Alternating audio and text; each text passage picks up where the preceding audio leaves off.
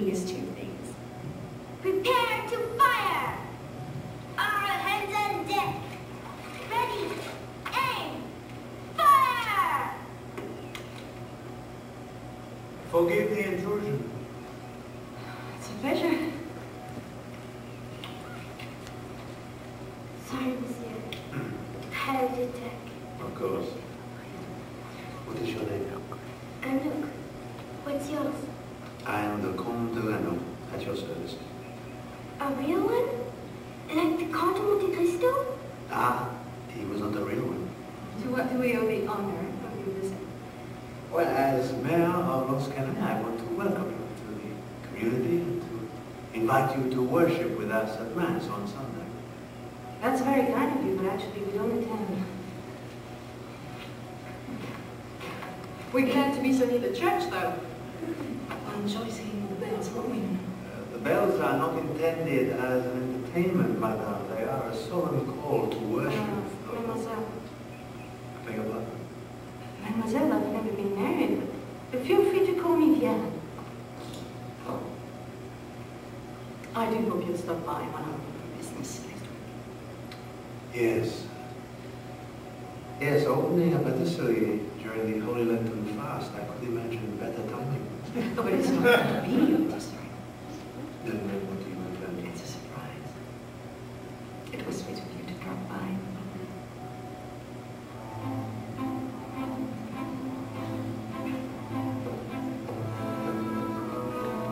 The Comte de Renault was a student of history, and therefore a patient man.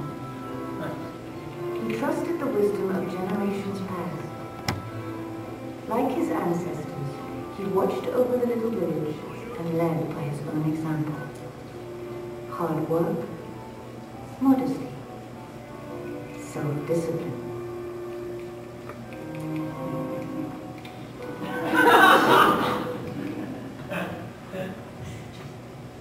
And of course, as the movie continues, the Comte continually struggles with understanding the difference between that extreme piety and deprivation. He eventually doesn't even allow himself any jam, and it just gets more and more and more depraved until he just kind of snaps and goes into the chocolaterie and kind of indulges on all of the chocolate that is there in the windows. And they do come to an understanding at the end. But I encourage you, if you have not seen the movie, to go and watch it. It's a great Lenten discipline to watch the movie.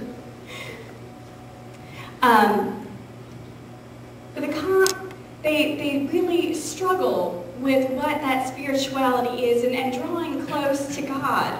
The Comte really wants to control how people relate to God, and that is seen throughout the movie. He wants to make those connections for people, but as people begin to awaken through the chocolate that is in their lives, they become more and more connected to one another, and I think more and more connected to God. And so we have a wonderful quote from our Book of Order. This is all of the quotes that I'm pulling are from the Directory for Worship. So that's why you see the W, and they come from different sections. The Spirit of God quickens people to an awareness of God's grace and claim upon their lives. The Spirit moves them to respond by naming and calling upon God, by remembering and proclaiming God's acts of self-revelation in word and deed, and by committing their lives to God's reign in the world.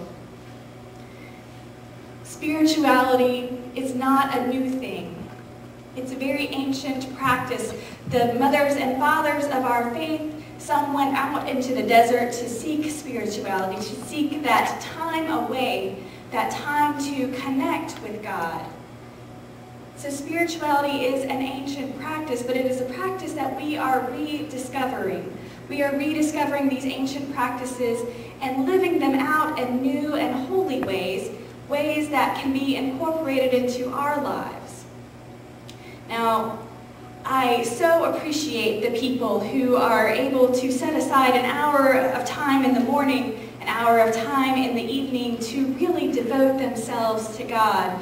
If you read Dietrich Bonhoeffer's Life Together, he lays out these great spiritual practices of how to live together in community, how to read scripture together, how to be a family together. And I was reading it in a book study with some women from my church, and we wondered, how does he fit all this into a regular day? I mean, you need 2 hours here, you need an hour there, you need a few more hours here. And I would love to do everything that he says, and he does have a lot of singing. I don't know if I would do quite as much singing, but sometimes it's just not as practical, or it fits into our very modern, fast-paced lives to do an hour and an hour and an hour.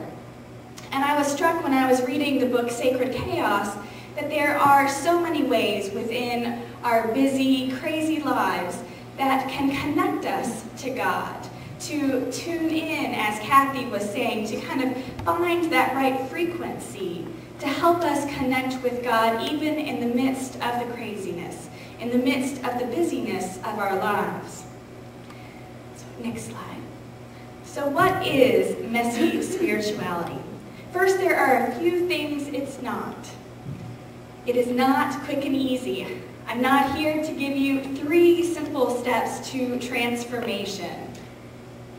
It is not one size fits all. That's one thing that I love about spirituality, is that spirituality can be for everyone. There are a myriad of spiritual practices, and those practices can then be tailored to suit who you are and what you need. So it is not a one-size-fits-all. If you pray this prayer these times of the day, you'll get to where you need to be. Thankfully, it's so much more than that, because it is a discipline. We are in the season of Lent. We talk about disciplines, and so it is a discipline. In Christianity, there's only so far that you can get in your own spirituality, in your own relationship with God, without employing any disciplines. That coming to church then leads to so much more, and you all are here on a very cold and rainy Saturday morning. So you all certainly have those beginning seeds, and probably much, much more of the discipline that's needed for spirituality. But messy spirituality is a discipline in itself, and it's for those who want to seek a deeper connection with God in the midst of hectic, crazy lives. All right. And so, my next quote from the Book of Order: God hallows daily life, and daily life provides opportunity for holy living. As Christians honor and serve God in daily life, they worship God. For Christians, work and worship cannot be separated. There's a whole section in the Book of Order about vocation, about Christian vocation. Sure, some are set aside to be ministers and teachers of the Word. Sometimes that's special, but there is so much work that needs to be done by all of us, that each one of you, each person in the congregation, is set aside as well. You all are called to the work and ministry of God within your own daily lives in everything that you do. And the Book of Order places a great emphasis that who you are as a Christian is never separated with what you're doing in your daily lives.